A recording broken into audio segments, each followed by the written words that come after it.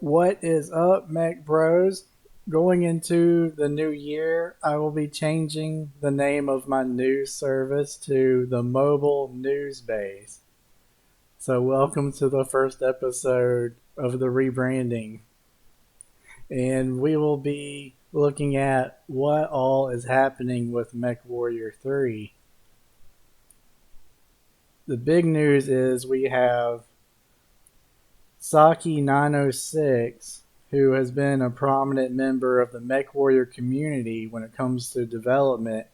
He was known for being the driving force behind Assault Tech 1 Battletech that he eventually handed off to MechTech. And that is playing here. I mentioned Saki because he is heading up the Unity remake of MechWarrior 3. And I looked this guy up and he seems to know what he's doing, and I have faith in him. So there we have Assault Tech playing an old video from 2009.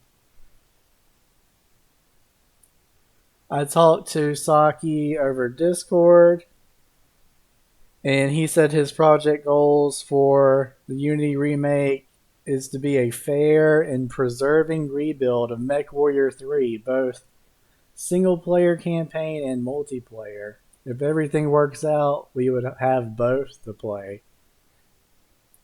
And that is a big step for MechWarrior 3 due to the fact that many people have a hard time getting the game to work on modern machines. I know I also do. I have an old machine that works MechWarrior 3 in high def and it's great, but my new computer can't do it. And hopefully, when this remake is completed, which we can definitely be patient for, then we have a chance at modern day Mech 3 battles.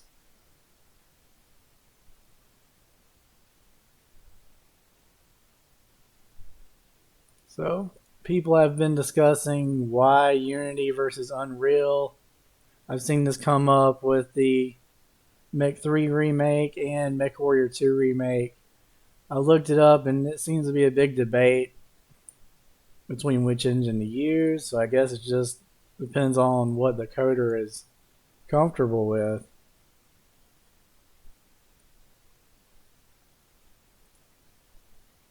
So you've probably seen this. This is an early Unity test of Mech 3. This came out and people are pretty excited about it.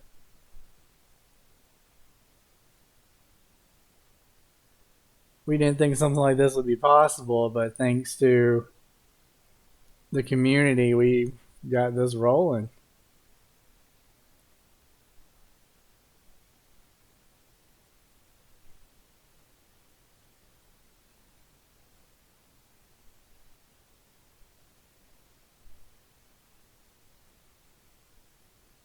All the video links you can find on our community Discord.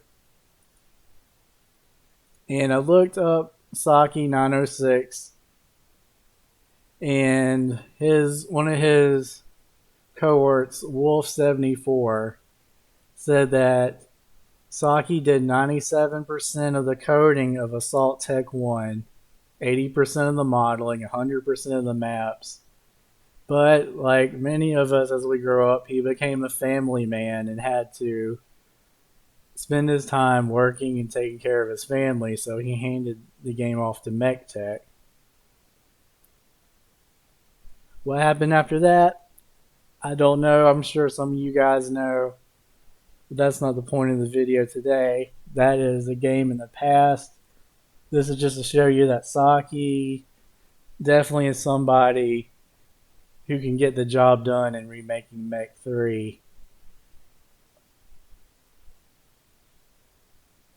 And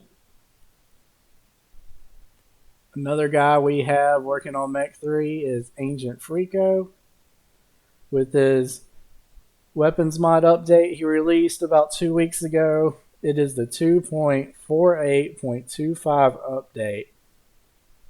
And the huge thing with this is through the community user Irby, his feedback was lasers aren't working right. He said it can't just be me. Something's wrong here. And because of Saki's work reverse engineering Mech 3 and a few other guys, Frico was able to look at the code and see that lasers for some reason kind of had a Morrowind code on it where it was a roll of the dice for lasers to give 75% full damage at max range. So, 25% of the time you were missing out on your max damage on lasers. But how we didn't know was Mech 3 online we had lag shooting and we had an open mech lab. So we would boat the lasers, and if we missed or we didn't get full damage, we thought it was just because of the lag or it was a grazing shot. But thanks to Irby's feedback and other people's work, Frico found that the lasers were a little gimped. So this had me wondering, maybe the lasers were written like this in the code for some type of balance. I would think maybe the developers didn't think like in this video here we'd be taking 12 or 14 ER medium lasers at once. I know with UACs and missiles you seem to get the full damage as long as you're not in a minimum range like with the ER PPCs. So this is an awesome finding for Mech 3. Who knows what else we will find out in the future about this game that was developed and put out and pretty much just left. But also talking about Frico's weapons mod update, he has updated the mech skin and game texture files. So now those are compatible with Saki's Unity remake project.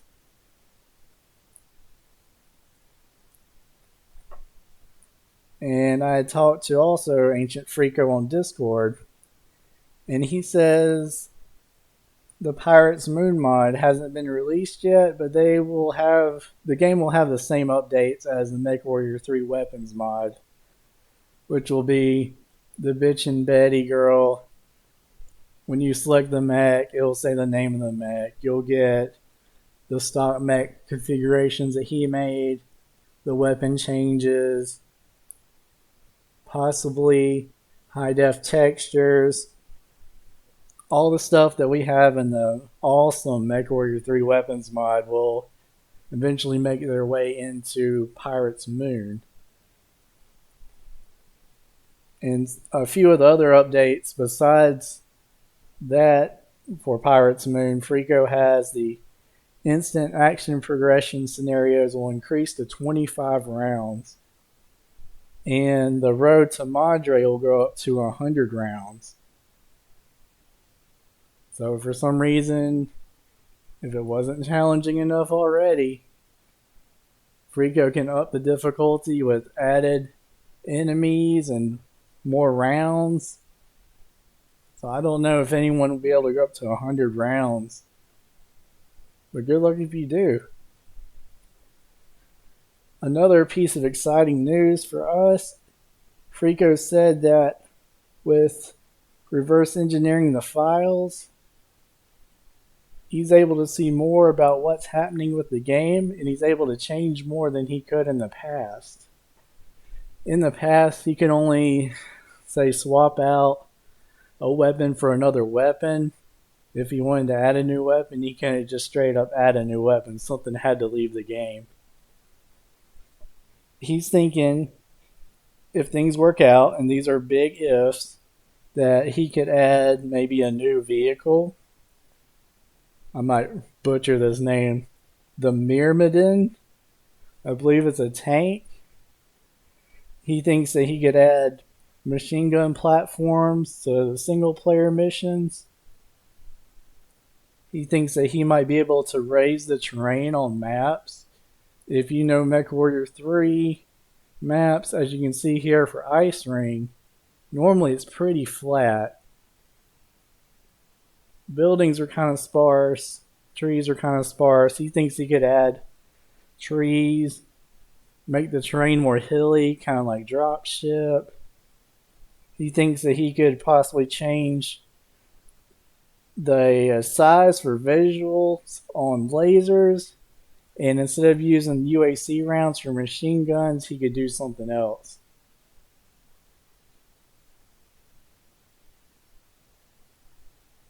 So this is a very interesting time for things to come for Mech 3.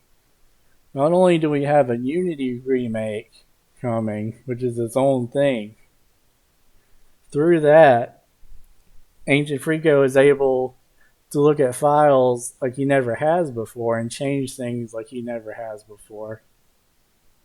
So there's no telling what type of surprises.